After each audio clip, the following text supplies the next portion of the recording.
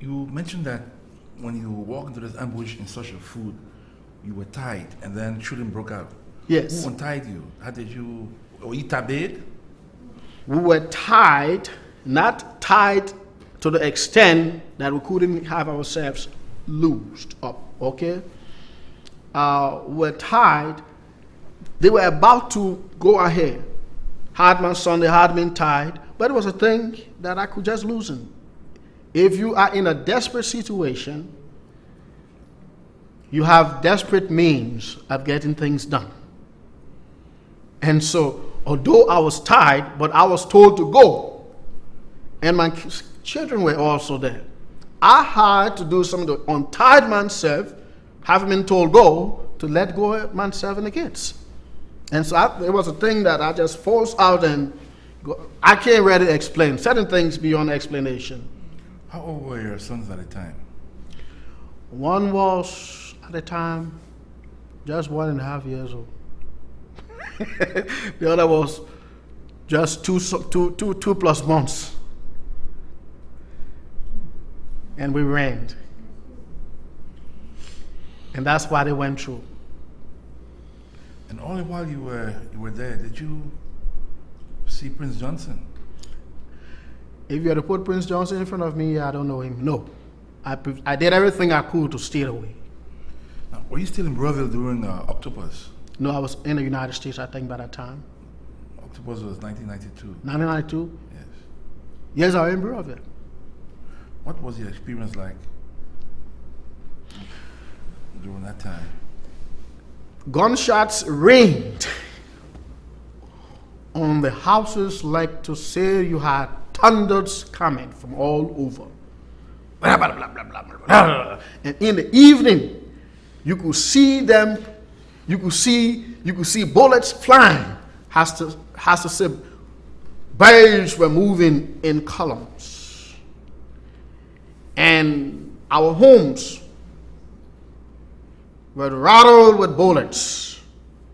All we could do was to go down on the floor, slip beneath the floors. I don't know how to even say it, but on your face, it on the floor, crawled on the floor, in order to be saved. It was not an easy thing. It was not an easy thing we experienced. Besides the killing of this superintendent, this pastor, Yeah. did you witness any other atrocities? No, I didn't see any other thing. And after that incident, how did such a traumatic incident impact on your kids? Did they experience any kind of adverse reactions as a result of what Yes, they went through? they were traumatized. They were shot at night, shake, stubborn. And so when they came to the United States, a lot of work was done. They had to go through a lot. At the time I was at Harvard going to school, so we tried to get all the necessary health care for them. And they went through, they had the necessary health care that anyone will have. But even though they had all that, it is yet a problem for them. They have not actually overcome it, what they saw. And you say your brother was killed by LPC. Yes. Is this, you're talking about eyewitness accounts from people who were in the area? People who were in the area, who later on informed us, they didn't say he was killed, but he was tied up, placed in the canoe on the Sano River, on seabed, and allow the canoe to go on seabed river. If anyone here if you've been to Sano River.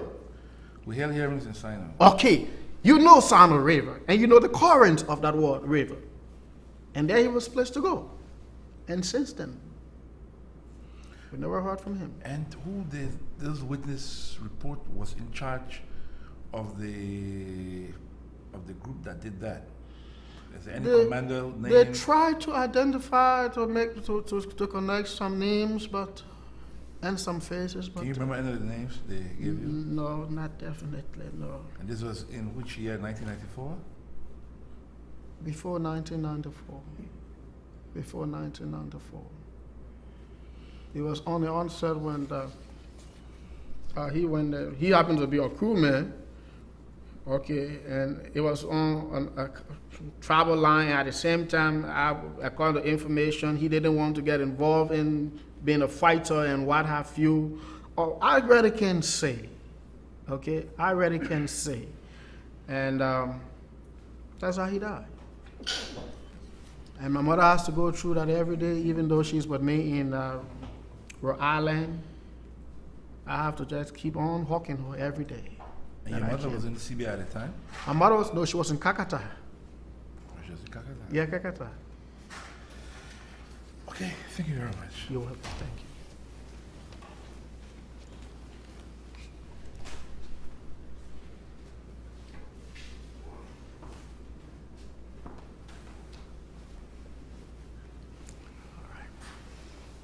Mr. Pajulo, Yes. thank you very much You're welcome, thank you. for sharing your experience, and we say sorry for what's happened to Thank your you. relatives during the course of the conflict.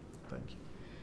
Now you talk about your children. Yes. They were so young, 2 years and 3 years. 1.5, 2 years plus. You know, we just got them bam bam. But you didn't mention, I'm thinking on TV. you didn't mention anything about the mother. Is she okay? Did anything The happen? mother is fine. The mother is fine. And because of her, we are alive today. She became the breadwinner.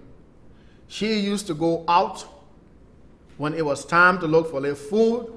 We look for food. She became a businesswoman, in fact. She would go to Cape Town, but my mother's from Cape Town. She would go to Cape Town and get some foodstuffs. Come and sell the foodstuffs at the Douala market. And through that, after a while, we began to live. But she too had to go, she had to crawl. She had to go through a lot. She went through a lot.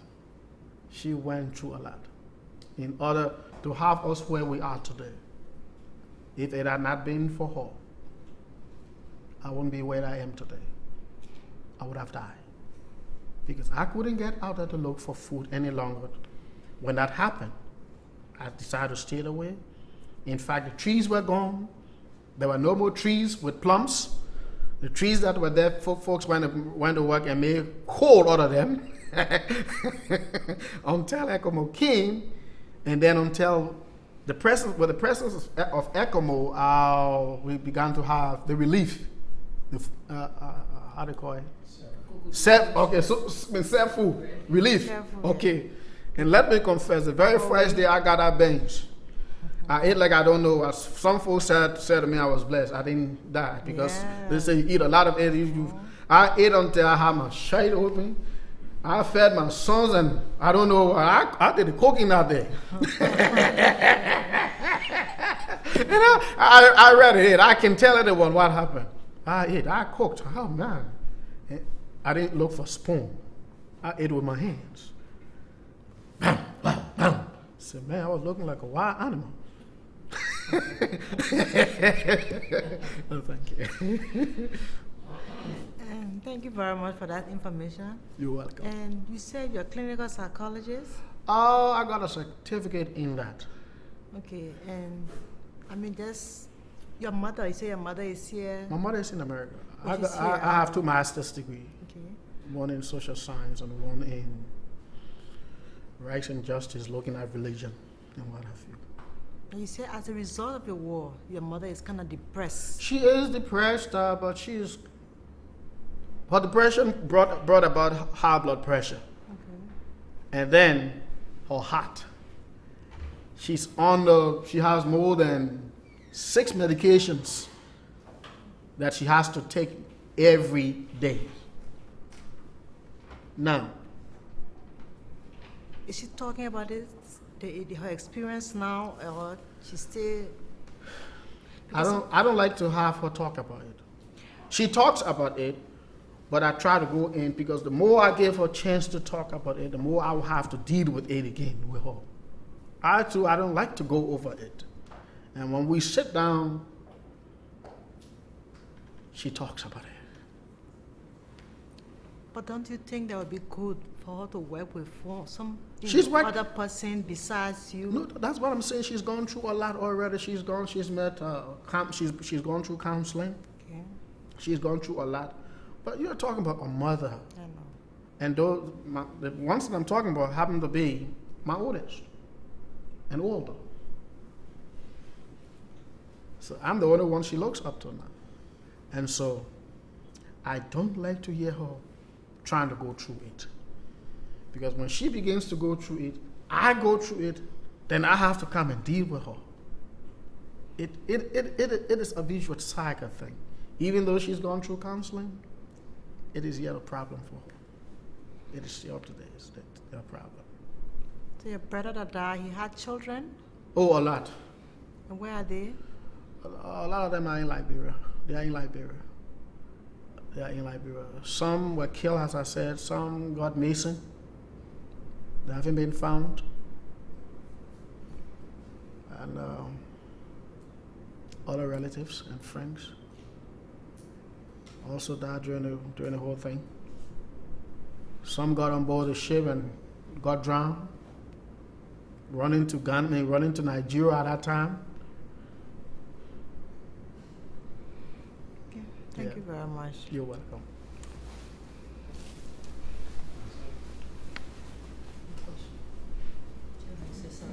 You're welcome. Thank you very much. And thanks for your eloquence. I sat in there and I listened to your questions. I said, my God, she's a genius. Hold on,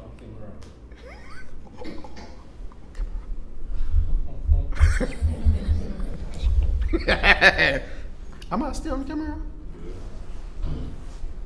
Not me. No, she's not. I don't have questions.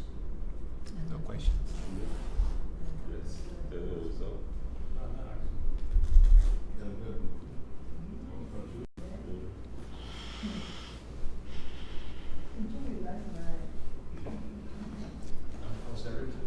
A little bit tired. Well, Mr. Witness. Thank you, Brother Chair. Yeah. I want to thank you You're welcome. for coming to share this experience with us. Yeah. People don't know, but most of the time when witnesses share their experience, it resonates in our minds because we had almost similar experiences. Yeah. I was in that area during that time. Wonderful. Yeah, and I could relate very well to it. So we say thank you. And your testimony has shown further light on what happened in that area. Yes. That's why he asked specifically about octopus, Yes. because we've gotten bit and pieces. And by coming, you've added additional information to fill in some of the gaps. Thank you.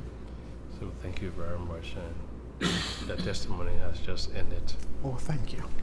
Thank you kindly. I appreciate your kindness. Okay. Is there anything else you want to tell us? Advice or whatsoever? before you My leave? advice is this. We need peace that would last.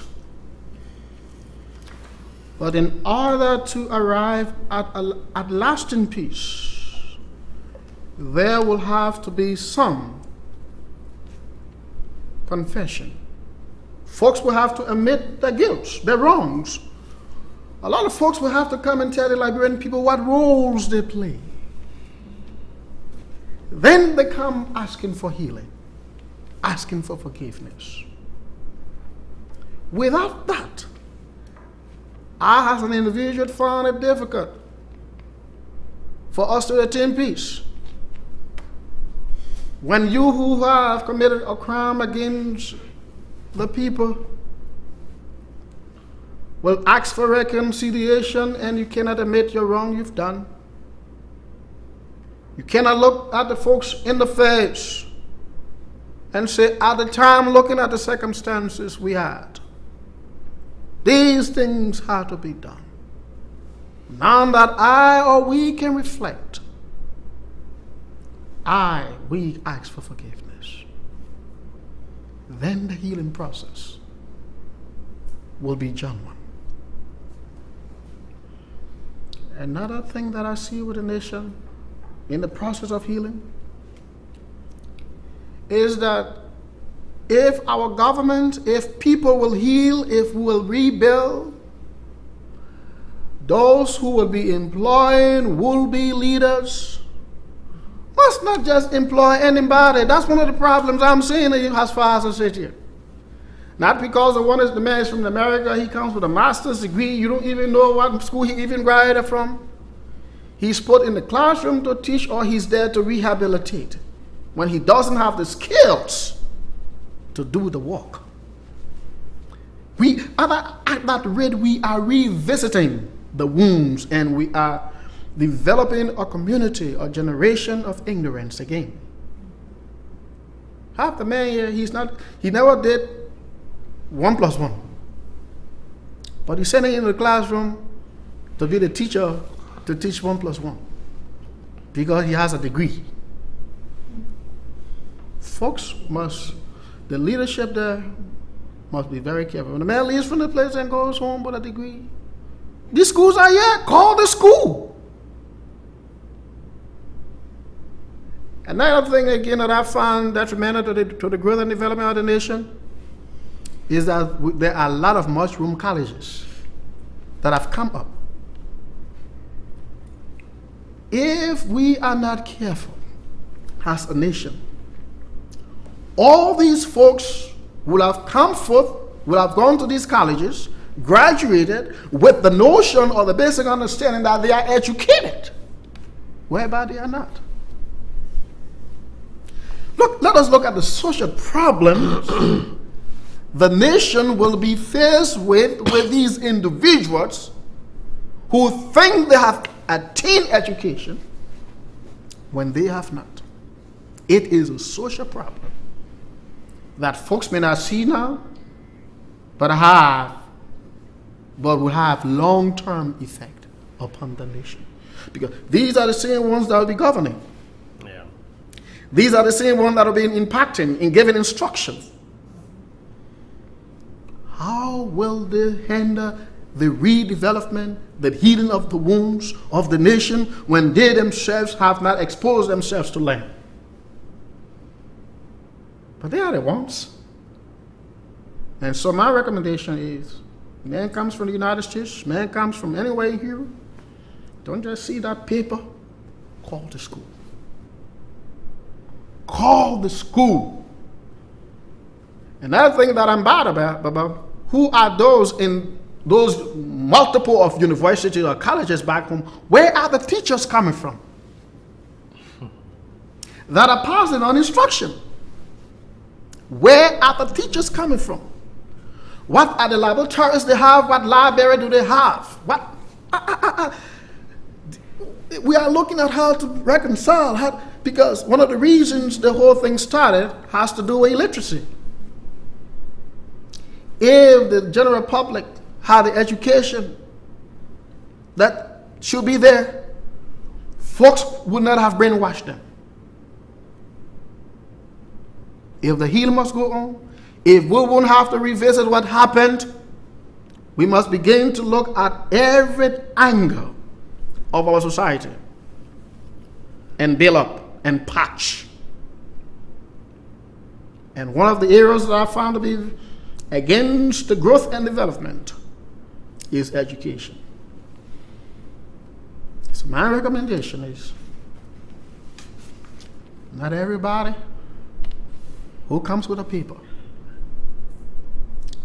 must be accepted into the evils. Let the authority there sit down. Where did this man go to school? How was his discipline? Even look at his GPA. That's my recommendation. That's how I see the building of the nation. That's how I see reconciliation coming forth. We are going back to Barclay time. We shouldn't do that. If the healing must go on, healing has to go in every angle. Thank you very much. Okay, I won't talk too much, and I rest my case. How often do you preach? Thank you. Thank you. I'll let that. Thank you. Okay, thank you very much. You're welcome. Thanks. I am blessed to be a part of this. Yeah, you are very patient to wait until we have this set up here. Yeah, thank you. We appreciate it. Thanks to everybody. Okay, Yeah, you're welcome. Thank you. Bye-bye. Bye.